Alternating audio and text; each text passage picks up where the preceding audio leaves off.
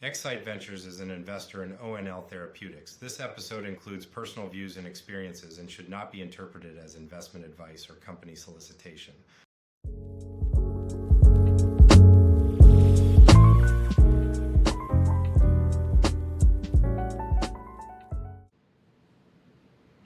All right. Hello and welcome to the show. On today's podcast, we're trying something new with me doing double duty, acting as guest host for the OIS podcast, along with my role as host of the Eye Opener podcast by my firm, ExSight Ventures. I'm thrilled to be here today with David Esposito and Connie Chang from ONL Therapeutics. ONL Therapeutics is an Ann Arbor-based company developing therapeutics to protect the vision of patients with retinal disease. ONL is also an ExSight Ventures portfolio company, so I've had a front row seat to the company's development and growth over the last some odd years. Today we'll be discussing teamwork in the C-suite, the critical relationship of the CEO and COO. In my opinion, this is one of, if not the most important factors in the success of any company. This relationship sets the tone for a high-functioning team, and Connie and David are two of the best in the business and a model for how this critical relationship supports and drives the company forward. Connie and David have been working together for over 5 years now and have plenty of lessons learned that I think we all collectively hope that others can learn from today's conversation. David and Connie, maybe a couple of minutes just introducing yourselves. Connie, why don't you start off, and then David. Thanks so much, James, for having us today. It's really great to be here. I'm Connie Chang. I'm the Chief Operating Officer of ONL Therapeutics. A little bit about my background. I have really 3 different phases of what I've done. Obviously, I'm now in small venture-backed biotech, although ONL is not so small as it was 5 years ago. But I also have a background in big pharma, and I've worked at Pfizer and what was formerly Sepracor, mostly on the commercial side.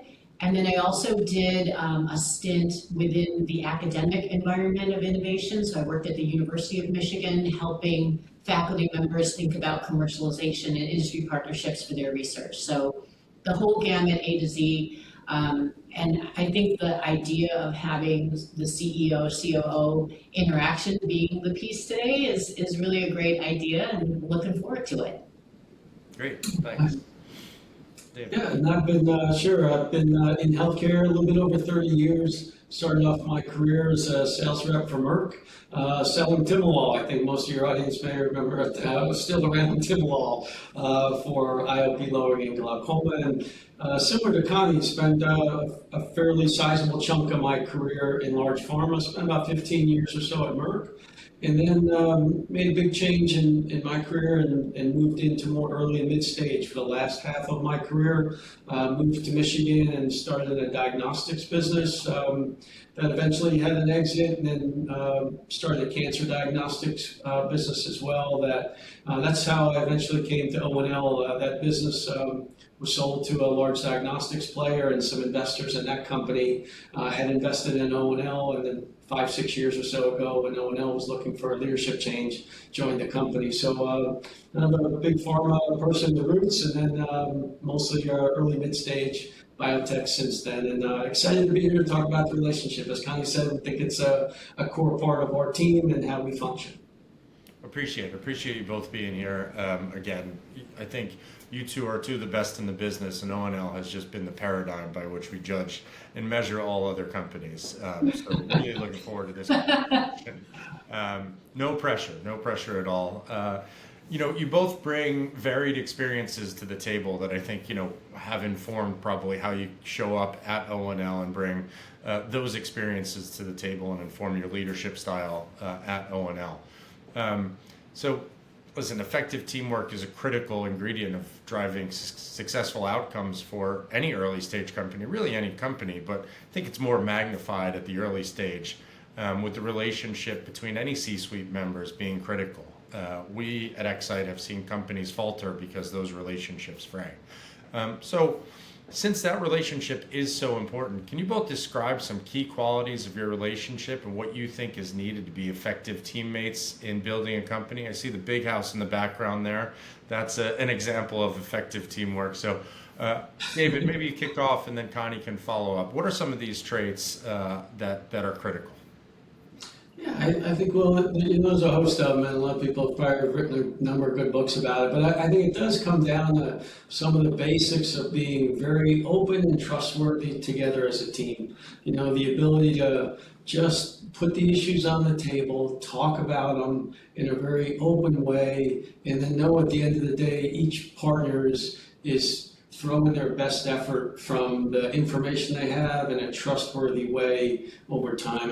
I'd say those are really two fundamental things that I think Connie and I really work hard to do, is just being real open with what's there and trust that we're putting the right intent forward to get there. I think that's been a real foundational part of our success. And Connie, maybe that's Yeah, and also, you're going to look under the hood today, James, and thanks for all the compliments. But the truth of it is that David and I have built a level of candor with each other. And so the fact that we work well together doesn't mean we always agree on everything. And I think learning how to sort through disagreement or sort through debates is also a really important attribute of leadership style. And I think everything flows downhill and outwards, right? So if the team can see that sometimes we can, work through differences, then it becomes part of the culture. Yeah, I might just add one pile onto that, just on the human side of the things we've said. I think to what Connie described, in that whether there's disagreements, and James, you've been a part of the journey of the company for even predates me with regards to your investment, is that, this is hard work, right? There's the occasional gut punches, and I think the level of I'd say vulnerability and genuineness that's in our relationship, where we can close the door and say, you know what, I'm feeling this is really rough. We got to solve this problem. Here's kind of where I'm at mentally, physically, emotionally on this problem. To have that level of vulnerability, to know that each other can lean on each other to pull through, I think is a huge thing that I would say for us has grown over the years, and it's one of those things that if it doesn't start with some of those pillars of wanting to be trustworthy and all that, you can't get there. But this stuff is hard, and you need a good companion in the journey to realize you can kind of be very real at times, where you just, need either some encouragement to keep going, or sometimes, a kick in the pants to get rolling. And we have that relationship that way. It sounds like you've got some stories there on the kick in the pants. Yeah. I don't know which ones are going to come out, but yeah, we might have a few. We might have some. So transparency, trustworthiness, I think, vulnerability may build that trustworthiness, right? And then candor. Connie, you mentioned the team seeing this and it flowing outwards from kind of the leadership team. How do you, I think some leadership teams try to keep closed off, right? And not show that vulnerability and communicate all of the challenges to the team. How do you guys work to be more open with the team to create that trustworthy and transparent environment?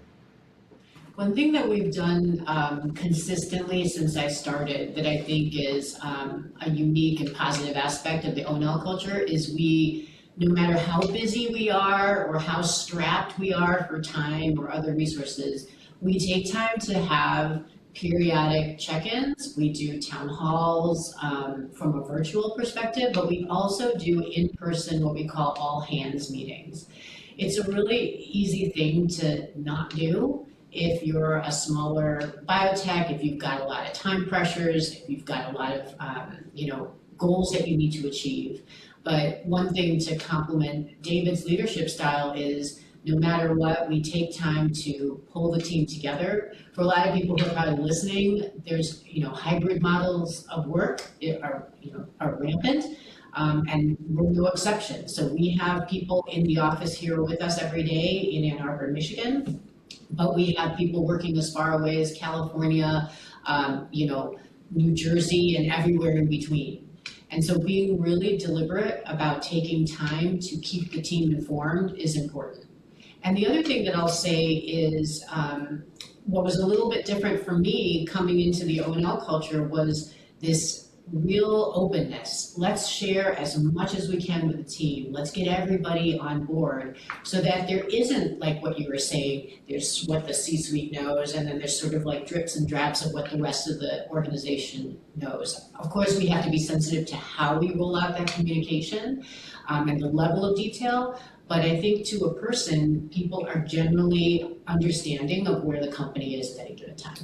Yeah, maybe just pile onto that. I think, it does start with, I think, the fundamentals of making a plan, right? An investment thesis to secure your investment, James, and what do we want to do with that capital? And so, Connie's been a really great partner to kind of lead that charge. This is how we articulate the plan, this is how we lay it out, and how we communicate that. All is really important to go as far as we can in transparency for the team knows where we are. But I'll tell you, we don't, always get it right. I think there are some things that maybe, obviously, personnel matters stay really close to certain teams, but we ran with your oversight in the team several phase 1 studies. You're looking at patient data rolling in on a daily basis. I can think too, I may have shotgunned a little bit of patient update, maybe a little too far, too fast sometimes, and Connie and others on the team were always pretty good to say, we probably should have chewed on that one a little bit longer before you let the whole world know about it. I think, so I think our relationship, but collectively as a team, like we probably want to err on the side of getting the word out as opposed to being so closed off. But in the aspect of doing that, I know myself a few times where I probably put that one out there a little bit too fast, and you got to recalibrate. But again, I'd rather err on that side than perhaps being too closed off. And I think the team, thank goodness, has been a little bit graceful in forgetting when you go a little too fast, too far. Well, it's much harder in biopharma and life sciences than it is in the tech ecosystem, right? To move fast and break things. We don't want to do that, but you still have to move fast. And I think communication, erring on the side of caution, you've benefited from kind of taking that ethos on. And certainly, as investors, we appreciate your monthly updates. We try to encourage all of our companies to do that, just as a method of communication. That way, we're kind of kept not in the dark, in the light, and it allows you to kind of hopefully act without any interference from the investors, right? We're here if you need us, but when we don't hear from companies for long periods of time, we start to worry and then ask questions and what's going on.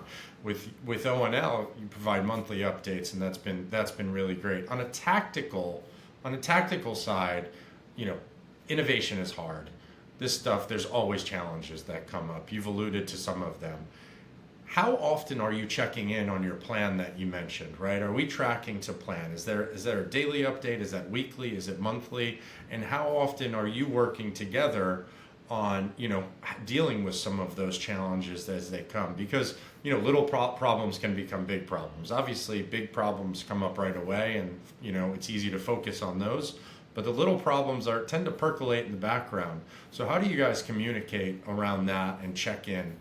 Just as a tactical advice for others out there. What do you think? All right, I'll go for it. I'll let you take it Well, first. I think the cadence, and we at least as a team, I think have learned to adjust the cadence on those as either the team has gotten bigger or the projects have gotten longer-winded. But from a real practical standpoint, we still are strict about weekly one-on-ones. We cover the game plan. So whether it's Connie and I, other members of the leadership team, one-on-ones with their teams, that cadence is there. We have a weekly leadership team, what we call our executive leadership team, which is the C-suite. And that's a pretty consistent drumbeat around what's going on. And I will say with, Connie's guidance and the input of the team over time, we had weekly large team meetings to have a normal update. And as the teams got bigger and leaders came in play, we now go to more of a monthly kind of operating plan meeting that catches probably the next level down of details. But that's pretty practical. And maybe I'll just kind of highlight one other time. We still have the hallway conversations, that something came in from an investor or something like, hey, let's address it. And I think that practical, very tactical cadence is what we adhere to. I don't know what you'd add to that. I would just add one thing, and that's we have, I would say, one or two maybe killer corporate operational slides. And we use those all the time. They do get updated all the time. So one of them is a pretty simple looking PowerPoint Gantt chart. And it basically puts into pictures what we talk about, oh, this is our runway, here's our major milestones that we need to meet. And we use that as a communication tool and a visualization tool. It seems really simple. It's not always easy to have the discipline to pull that out every time and use it at the beginning of these meetings that David mentioned. But it's something that we do very, very consistently. I mean, I think that's where David and I started out saying, where our backgrounds come from. I think we both come from big pharma background where consistent communication, because you've got 100,000 people that are all out there in the field. How do you make sure that they're all saying the same thing about products? You kind of get drilled in this consistent communication. I think it works whether you're 16,000 employees or whether you're 16 employees. It really helps to have that kind of tool. I think just worthy, James, piling a little bit on that one, that, at the end of the day, we've all been around long enough leading teams that despite having a great meeting and articulating things, the stats would show 7 out of 10 really didn't know what was going on in the meeting, and so we're just methodically consistent on putting those slides out, talking about the deliverables, talking about the next level down, to the point where I really hope people are sitting in chairs or on webcast going, boy, that's Esposito saying the same thing, that's Connie saying the same. I heard that last week, because that would be great, because communication is heavy labor and work. And it's a fine balance, to your point on the monthly things. Like and Connie and I run those together, those notes, like she's always good about saying, you're putting too much into this thing, nobody's gonna read it. And so then we trim it down. And there's a constant battle of, you don't want to over-communicate, you put too much, nobody does read it. What's the right rhythm? And I'd say we've kind of learned over time, and it adjusts a little bit, the amount you put together, but there's no getting away the principle of just consistent, methodical communications to keep people rolling. Consistent, methodical, deliberate. A lot of the themes that kind of keep coming up, just to be consistent and communicate, even if it's overly so, right? Just the routine and get that across. So we've touched on a lot of the themes, and also, one of the things that you just touched on that we'll get to at the end, I want to make sure we do. So I want to just earmark that as scaling and the importance of how you have to evolve as you scale. But before we get into that, let's just dig deeper into some of the themes you touched on. Can you share some specifics, good, bad, ugly, on your experiences around trust? We'll start there, and then I'll get into some of the others. So let's start with some of the good, bad, and ugly around trust. Yeah, that's a good one, Jim. You want to start with good or bad or ugly? Yeah, I'll let you guys pick which. You go where you want to go, Connie, and I'll follow up. Trust, we could get a little philosophical here, but I think trust is created in small moments as well as large. So sure, we run a biotech, so we've got highs, we've got extreme lows in terms of the business and the operations. But I think one thing that we try to do too is to, be human, have moments of levity. And one of the things I think builds trust is being able to laugh at each other or laugh at oneself. And so one of the jokes that we have around the office is that David's always going to say yes, and maybe Connie says no more. I don't think I'm always a no, but and so we actually, one Halloween, if I can share this story, David dressed up like a physician, but he was Dr. Yes, as opposed to, Dr. No. And I think that there's a little bit of truth in that. There's a little bit of recognition that, sometimes you're a CEO of a biotech. You have to be unwaveringly optimistic. You have to always look at the bright side. That's your role as the CEO. My role, I feel, as a COO, and it's part of my personality, is, okay, that sounds great. How are we going to make it happen? Where's the money to make that happen? Where are the people that are going to make that happen? So there's a little bit of being sometimes a wet blanket, but being a realist and making sure that the execution is really, really tight, because that's where the rubber meets the road. So I mean, it's a roundabout way of answering your question. I think trust needs to be built in many different corridors, and sometimes it's it's humor, being human. I'll add to that example. So not the Dr. Yes, come on, because no, that is very true for sure. Now everybody listening knows that. But hey, and James, you and the team have helped us journey through this. I mean, I'd say, and most of your audience probably realize, when you're going first in human, first couple doses, first patients, like there's a lot of assessment of what's going on with that patient. You hope everything's smooth, no problems, but inevitably you see some things that makes you wonder, whoa, what is really going on in there? And I think the level of trust that we have broadly as a team, because there's a preclinical perspective that's brought to the table. Hey, we saw these things in a rabbit model, a mini pig model, and then here's where we are in humans. What could be going on? I think I'd say those are the finer moments where varying points of views come to the table, but the common bond of what's in the best interest of patients, safety first, how do you assess those things? That trustworthy moments like build really strength over time, because this is complicated science. All the easy kind of problems have been figured out, and you need to put it on the table and really embrace different points of view, knowing that everybody's intent is aligned in the same way. But I can tell you, we've had tough conversations around specifically those kind of things. What are we seeing in that patient? We know what the doc said in the site. What do we know preclinically? What could it be this? Could it be that? And sometimes that's a little bit of sausage making in the beginning to figure out where it is, but it's the trust of the team and ultimately the direction we want to go that lands in a good spot. But I would say that's where textbooks say you can break trust faster. I just feel like you build it long over time in those kind of discussions with a team that is human enough to say, boy, I had this really firm opinion. I kind of see now the light of day. I don't hold to it anymore. That builds trust as well. And those are, without getting too detailed into those specifics, that's kind of where I think we've built it a little bit. That's good. That's good.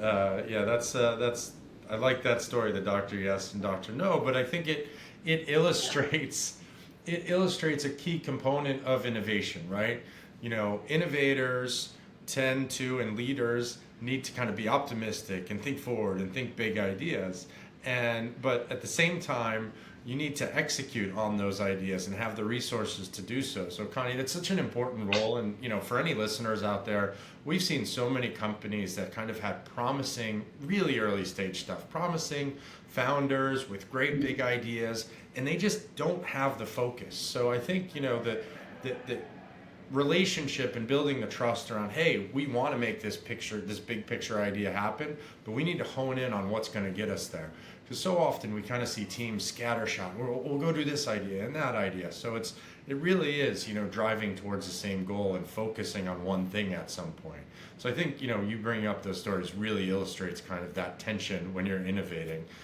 You said wet blanket. I wouldn't use that, but I'm sure it can feel that way at times, right? Very realistic perspective she brings to the table. You have to live in reality, exactly. But I would say, James, maybe one point, because you touched on the trust and example. I was using a little bit on the AE stuff. I would say, with Connie's and I experience too, and there's been people on the team as well that at times, sometimes to your point, we get a proposal to go in a different direction or conduct some kind of experiment or align with a CRO in a particular project. And it either gets mismanaged, the time gets fouled up, or the budget's way out of whack. And we've had, those kind of conversations to say, boy, the next time this individual's putting a proposal together, we're going to kick the tires a little bit harder, because every one they put forward seems to come off the rails from a cost or time standpoint. So those things do cause some emotional labor and trust issues when you have maybe some repeat offenders on some of those practical things. And everybody stubs their toe once in a while, but I think we're certainly good at calling people on it to say, you're going to get a little bit more oversight, because perhaps you've kind of fallen short in some of those basic expectations.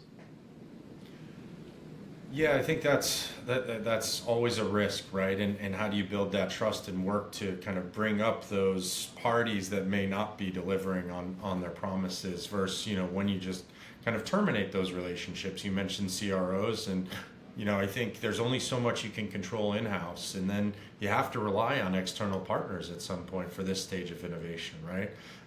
So how do you, and I think that kind of builds on the next topic or theme, right? And aligning around strategies and the tactics to execute on those strategies, whether it's working with a CRO or external partner or internally, right? So how do you build that alignment? You talked a bit about it, but dig in on the good, the bad, and the ugly. I'm going to jump in and drag Connie into one example, and I'm sure she may have a couple others, but I was just going to say, so in real practical times, you've been close to us for a while, we had a little bit of struggles in scaling up CMC here the last, 6 months or so. And, we, to the point on how we build trust and alignment, I can tell you, as a leadership team, you look around the table and figure out, all right, we got to solve this problem. I would say for a variety of different reasons I won't go into totally, but Connie steps up and goes like, I'm in. I see we got a problem. I'm going to step in. She spent a week. It was supposed to be a day trip. Spent inevitably a week with a partner of ours to get a product built, and then did it again a handful of months later when we had a redo. So I use that to say our roles or role in the C-suite, like we leave our rank, our titles at the door and try to solve problems. And Connie's setting that kind of example and embodying that in just this most recent example, just saying, boy, we got a major issue. There's a lot going on in the team and other priorities. I'm going in. So you pack a light bag. Next thing you know, she's shopping for stuff to stay there a week to get it all done. And that's the kind of, and that is what builds the alignment of teamwork, the alignment of trust, the alignment of, hey, we're all in this together, that I think is really solidifying over time. And that's just one of many examples that I could tell for Connie on how to drive that alignment. Well, that's very kind of you. Maybe there's a little hyperbole in there, but No, I think the point is wasn't chickens. No, so here's the thing. A manager of mine from many, many years ago once said, if you see a fire, I want a team of people who are going to run to the fire. And I think that kind of gets to your question earlier, James, of challenges to scaling an organization.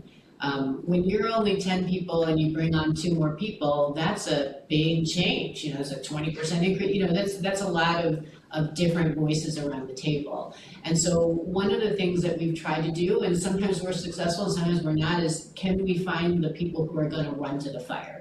Can we find the people who, despite having a certain title, will truly roll up their sleeves and build a work plan or get into the Excel spreadsheet and just make it happen? I think for companies of our size and the audience of who we're talking to today, startup companies, it's sometimes hard to find that blend of people who like to think about the big picture and can think about the big picture, but don't mind getting into the weeds when you have to. Which is that's a hard thing. Yeah. No, I think we've haven't always got it right in ONL, and I could speak of prior experiences too. It's probably the toughest type of hire in a company of ours where we still need most people to show up to be useful and do work, regardless of your title and size. And sometimes it is difficult when you're bringing in some of these senior roles to make sure that happens. It's a tough balance, and I think that's where you got to really work at that. And I think collectively as a team, we haven't got it always right, but it's one that's it's tough. It is one of the biggest challenges we see, particularly when you're trying to hire in new talent. And you both, I appreciate your perspective here. You both come from, have big organization backgrounds, but we have seen it, from across our portfolio and in other places be a big challenge to bring in people from large organizations that think they're above rolling up their sleeves, right? That's for somebody else to do, not me. And so, how do you, in a practical matter, when you're hiring, kind of suss out who's going to do the work, and this is a topic, right? First, just talk about the work and run to the fire and roll up their sleeves. And by the way, I think roll up the sleeves might be the title of this episode. That's great. I don't know, there's only so much you can do, as you're getting somebody to bring in an organization, but some of the things that we've learned over time to maybe dig in a little bit deeper on is drilling down to specific examples. I've even asked people for work product before, just to get a sense of, if you said you did something, what exactly did you do? What was your role in that? And to be really specific. Sometimes if you're talking to someone and they're only talking about generalities, or they're mentioning, a huge cadre of vendors because they come from a big pharma, that's sometimes a marker, but it's really hard. It's more art than probably science. Yeah, no, I totally agree. And I think you touched on it. I'll just echo it a little bit. Some of those very practical things, like, tell me the last time you solved a problem and how did you solve it? Because people that solve problems can give you the details. I'll give you two quick ones on Connie. Again, we had a problem with CMC. What'd you do? You got down on a plane, you met with the customer, you're there for a week trying to get things done. One other problem, a little personal HIPAA issue. My back went out about a year and a half ago, and we had to sign a document and get it off. We were sending it to terminate an agreement. Connie, what did she do? She shows up at my house. I'm laying belly on the floor signing the things. I couldn't get up. I literally couldn't get up. And she ran into the post office. So in describing, like, when was the last time you solved a problem? How'd you do it? Those are like two very practical examples that someone's willing to just leave their title and get the work done. And that's the kind of can-do examples you really try to find. But it is hard, James, because it's hard. It's probably the hardest thing. The functional experts you can kind of grab, but when you're kind of really scaling for senior leaders, it's really hard to get those. Yeah, I think people can tend to idealize the life at a startup, right? And we're going to be all doing this, but we have also seen that, the mark of a good team is the willingness to do the work and jump on a flight. And, we had somebody leave a long planned family vacation because there was a serious emergency, and they left their family in Rome and hopped on a plane.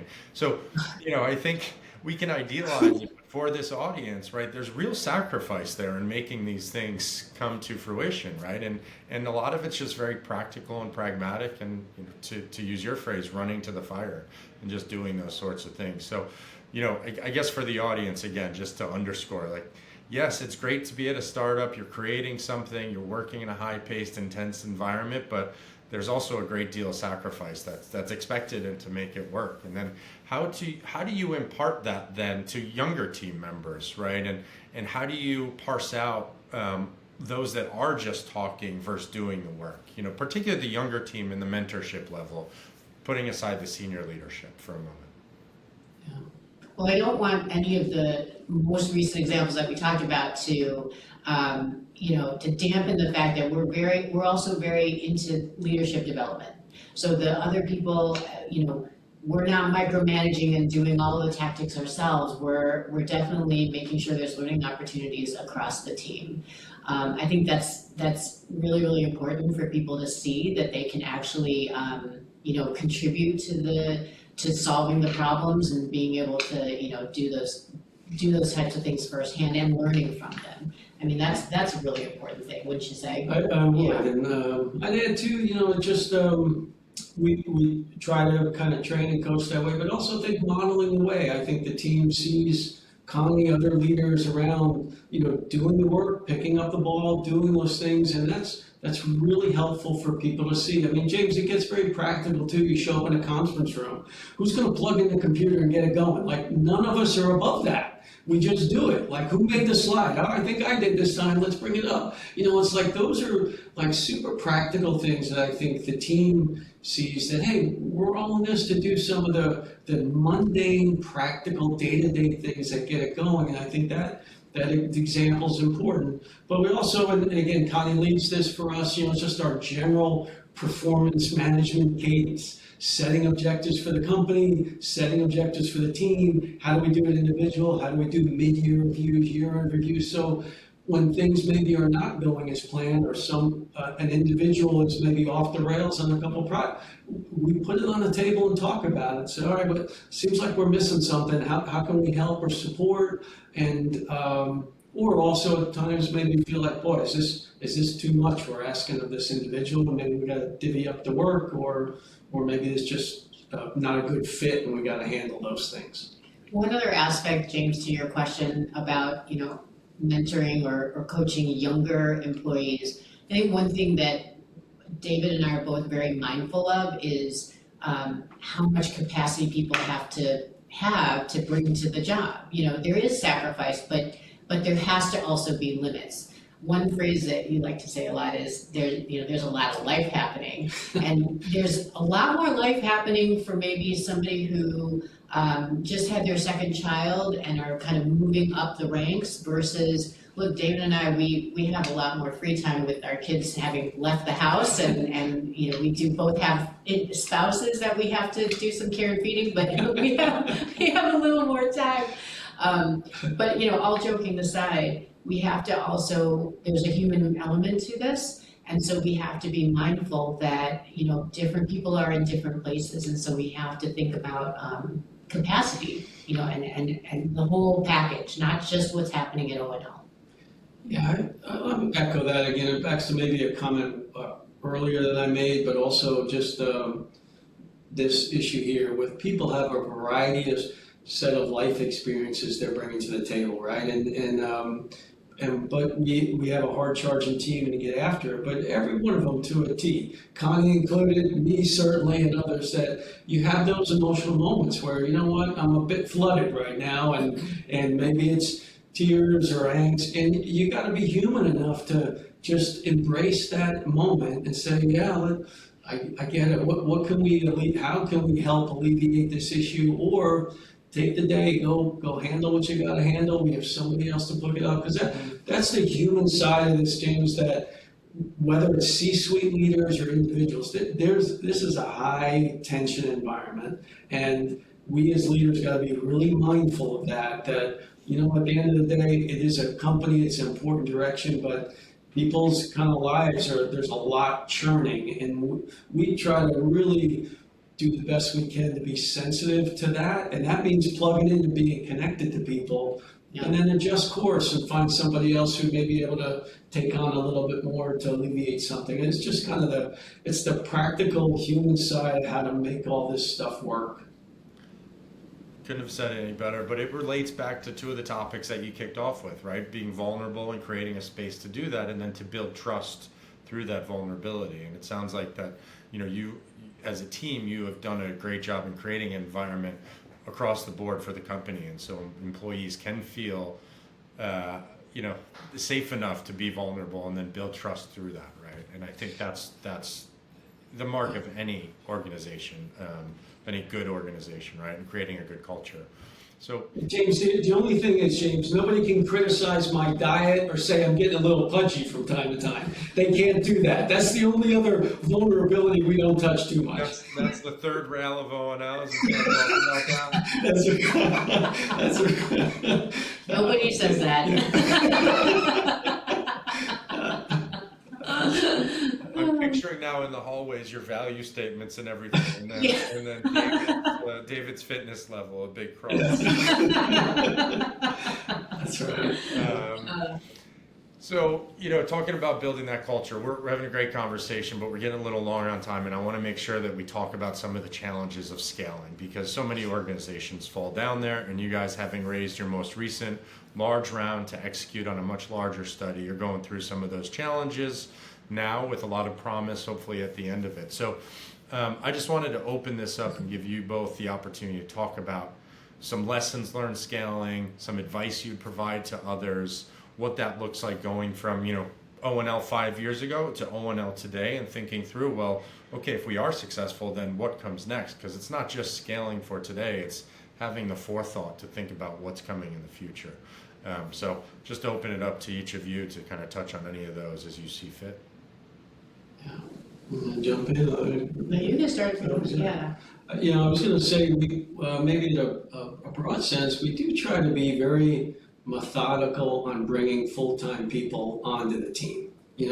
Sometimes you see these big raises or capital raises go out, and all of a sudden, teams just blowing up in numbers. And we've really tried to be methodical about leveraging consultants, eventually, pulling people in. So I think that of just being a little bit measured on it, but it does create a bit of healthy tension in the discussion we had before, where people may be kind of running red hot because we don't have perhaps enough bodies at the time. We've probably erred on the side of running hot for a little bit and then bringing somebody in to try to just manage that scalability without getting too big too fast.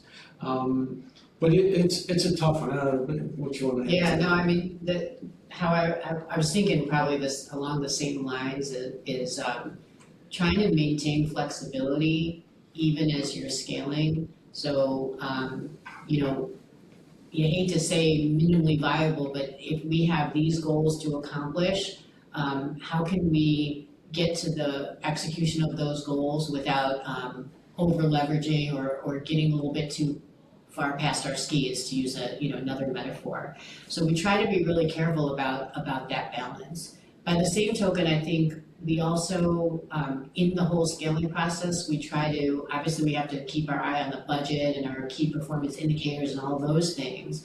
But I think we also try to think about the softer side. So as we were scaling the company, one thing we were very mindful of is we had company values that had been with the company for, 6, 7 years.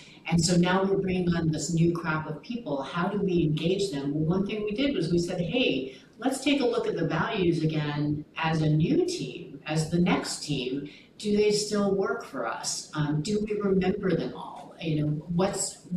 How can we add to it so that every new person at the company feels like they contributed a little bit to the mission, vision, and values of the team. And so we rolled out new, refreshed team values a few months ago, and we're going to try to put them up along the walls of the company and so on and so forth. So those are the types of things that I think we've tried to keep at the forefront, even as we're scaling and even as we're running really hot, as David said. Can I just maybe add real quick, James, to that point that, and you've probably seen it in your portfolio companies too, and Connie and I've seen it, over time with companies as they scale, there are times where people may self-select or the management team say, like, you're not ready to go to this next level. I'd much rather be with a team when it was just 4 of us around the table. I'm not ready to go to 15. And, having, again, back to this transparent, open, having that kind of discussion to say, sounds like you'd rather thrive in a super small team again rather than where we're going. And we just found just being open about that and helping people get to their rightful spot is a helpful part of scaling. Because just because 4 or 5 of us were around the table in the beginning and now we're at 16, it just might not be the right fit for everybody. And you're going to have that conversation as part of the scaling as well. I think that's a great point. And again, it comes back to the building trust and the interpersonal relationships, right? I'm thinking of a very specific example with a company where a junior person was elevated as the company was growing. They weren't excelling, and frankly, we were kind of hesitant, as one is, to bring up the challenges again and again. And it turns out that the person was actually quite relieved to resume their old role. It wasn't a fit for them, but they, because of the company culture, wanted to step up and kind of answer the call. And it worked out for everyone. And, I think that there's a lesson in that, and that you can't be afraid to kind of have those discussions, because the person may be relieved by it and might want a smaller team or something that, isn't necessarily linear or you think about as you're scaling. And Connie, that point about kind of getting buy-in from new hires as you add team members to company culture, hadn't thought of or heard that before. I think you create the culture, you build the foundation, and you want to keep that as you grow. But different, companies at different stages are completely different than they were 5 years ago. So to get that buy-in, I think that's a, very practical step that you can take. So appreciate you sharing that Oh, yeah. that tip. Yeah. Yeah, I can't underemphasize how important culture is, and that idea of flexibility is more than just headcount and budget. It's your culture has to adapt over time, because what worked for you the first 5 years isn't necessarily going to work for you the next 5 years. It might even be holding you back. Yep. And so it's very humbling to know that just because you were successful last quarter, maybe you got to change things up as a leader, maybe, as a mentor, whatever it is. But it keeps it really interesting. There's never a dull moment, is there? Yeah. All right, so we've covered a lot of ground in today's discussion. Any other items, parting shots you'd like to share to help further address effective teamwork in your roles and the teams you're leading, advice for other industry partners, people thinking about or going through the startup journey on their own? Connie, you want to take the lead? No, I mean, if I was to summarize some of the things from this conversation, don't be afraid of repeating yourself. Repetition is the mother of all knowledge, and that goes for corporate culture and alignment as well. And so I would say consistency. It's okay to kind of go back to the basics. Yeah, I would just add that this is a lonely journey. Even though we're kind of partners in this is still a long slog. So James, even within your companies or other listening, Connie and I are always filling our calendars with just some one-on-one chats with folks who are in the journey, just trying to figure it out. So we throw that out to the team. Anybody wants to reach out and chat about these things, we're glad to do it, because we're all in this innovation game. We're all believers, and this is the right way to kind of build businesses and drive innovation and lead innovation. We're all in to kind of help others if they kind of figure out they're in a jam as well. It's very generous, and I think representative of kind of the ethos and what you both bring to the ecosystem. I had a call with a startup company yesterday. We're not going to invest. We're probably years away from even making that decision, but much like you, we try to have those conversations and be resources. So for those out there listening, don't hesitate to reach out, because you might assume that others are busy or don't want to provide feedback. I have found that with each of you and in the broader community, it's generally very generous in wanting to kind of provide some feedback, because it is a lonely journey, particularly, the earlier you get, the lonelier it can be. And then hopefully you build the team and it comes together as it has with ONL. So thank you both. You've shared a ton of insight that I think others will benefit and learn from. Connie and David, thank you for taking the time to have the discussion today. Thank you, James. Thanks, James. Appreciate it. Thank you both. Have a good one. Bye.